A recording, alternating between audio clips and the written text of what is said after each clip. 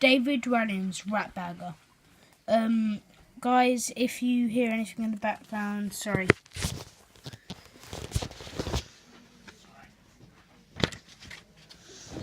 Chapter 2, A Very Special Girl. Before we meet this deeply wicked individual, we need to go back to the beginning. Zoe's real mum died when she was a baby, but Zoe had still had a very happy life. Dad and Zoe had always been a little team, and he showered her with love. While Zoe was at school, Dad went out to work at the local ice cream factory. He had adored ice cream ever since he was a boy, and loved working in the factory, even though his job involved long hours, not much money, and very hard work. What kept Zoe's dad going was making brand new ice cream flavours. At the end of every shift at the factory, he would rush home excitedly, laden with samples of some weird and wonderful new flavours for Zoe to be the first to try. Then he would report back what she liked to the boss.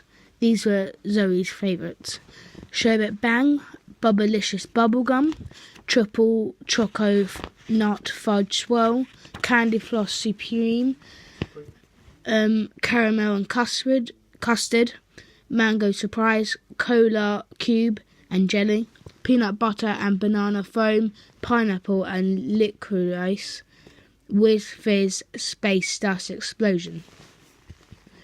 Her least favourite was Snail and Broccoli. Not even Zoe's dad could make snail and broccoli ice cream taste good. Not all flavours were made it to shops, especially not snail and broccoli. But Zoe tried them all. Sometimes she ate so much ice cream she thought she was going to explode. Best of all, she wouldn't often be the child in the world to try, and that made Zoe feel a very special little girl indeed. There was no problem being an only child. No, there was one problem being the only child. Zoe had no one at home to play with apart from her dad, who worked long hours out at the factory. So by the time she reached the age of 9, many kids, she wanted a pet.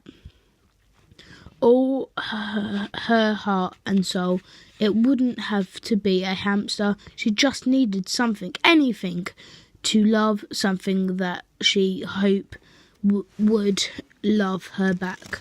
However, living on the 37th floor of a leaning tower block, it had to be something small. So Zoe's 10th birthday, as a surprise, Dad left work early and met his daughter at the school gates. He carried her on the shoulders. She had always loved that ever since she was a baby, and took her to the local pet shop. There he bought her a hamster. Zoe picked out the fluffiest, cutest baby one and named him Ginger Nut. Ginger Nut lived in a cage in the little girl's bedroom. Zoe didn't mind that Ginger Nut would go round and round on his wheel at night, keeping her awake. She didn't mind that he nipped her fingers a couple of times when she fed him biscuits as a special treat. She even didn't mind that his cage smelled of hamster wee. In short, Zoe loved Ginger Nut, and Ginger Nut loved Zoe. Zoe didn't have many friends at school. What's more, the other kids bullied her for being short and ginger and having to wear braces on her teeth. Just one of those things would have been enough for her to have a hard time. She had hit the jackpot with all three. Ginger Nut was smaller and ginger too, though of course he didn't wear braces. That smallness and gingerness were probably deep down why Zoe chose him out of the dozen of little balls of fluff snuggles up together behind the grass at the pet shop. She must have sensed a kindred spirit. Over the weeks and months that followed, Zoe taught Ginger Nut some mind-boggling tricks. For a sunflower seed, he would stand on his back legs and do a little dance. For a walnut, Ginger Nut would do a backflip, and for a lump of sugar, he would spin around on his back. Zoe's dream was to make her little pet world famous as the very first break dancer hamster. She planned to put on a little show at Christmas for the other children on the estate. She even made a poster. Advice is.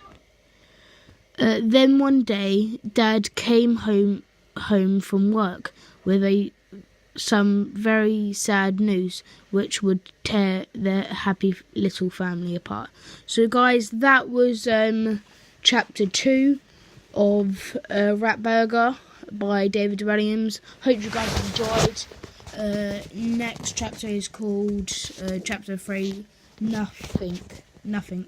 Okay, bye guys. Boop.